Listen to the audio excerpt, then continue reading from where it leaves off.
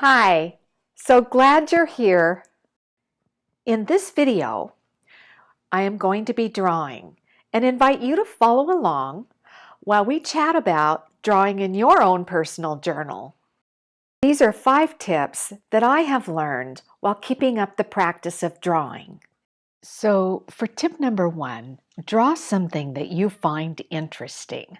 I like to draw and study real examples of found objects from nature. This evergreen cone was found on a local hike. The side view was drawn earlier, so now I'm drawing the interesting texture on the base of the cone. By drawing something you find intriguing, whether it's a rock or the neighbor's cat, make sure you like your subject, because if you don't enjoy your subject, you probably won't continue drawing. Remember, perfect drawings in your journal isn't the goal.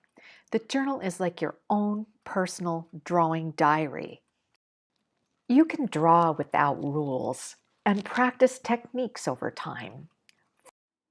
For instance, these miniature cedar cones were illustrated in 2012, and this drawing was sketched in 2014.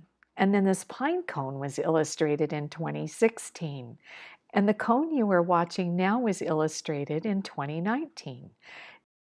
Dating your work helps you see how your style is evolving over time. None of these drawings in the journal are perfect. These are just enjoyable studies of cones to help practice drawing.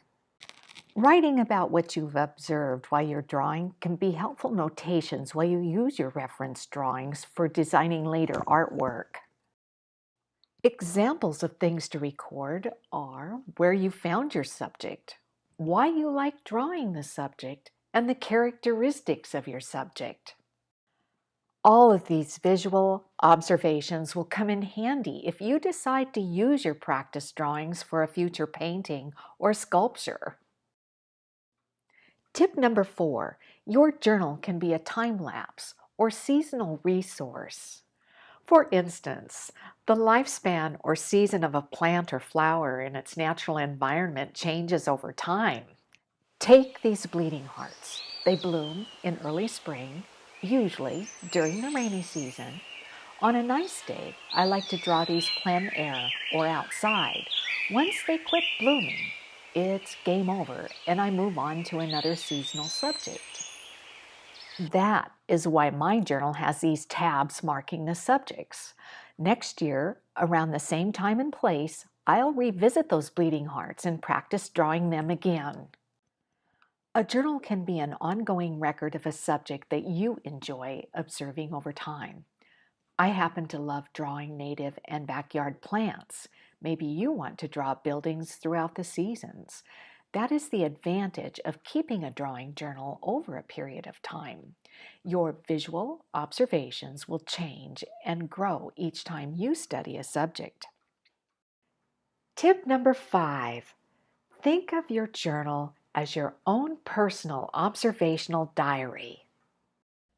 People often say, I showed this drawing to my so-and-so and so-and-so, you fill in the blank here, and they didn't like or made fun of, or let's just say they didn't receive the encouragement that they were expecting. Remember, your drawings are exercises in learning and building a skill that aren't subjects for public opinion polls. It could be a good thing to ask a trusted friend or a teacher for advice on how to improve your drawings. Positive criticism is very helpful. While you are growing as an artist, choose your critics wisely. I hope you enjoyed these 5 drawing tips. Drawing is like any other pursuit. Practice makes perfect. Just jump in and start drawing your favorite subjects. In a short time, you will be surprised at your progress. I hope this video inspired you to create something beautiful today. I will see you at the next video episode. Bye.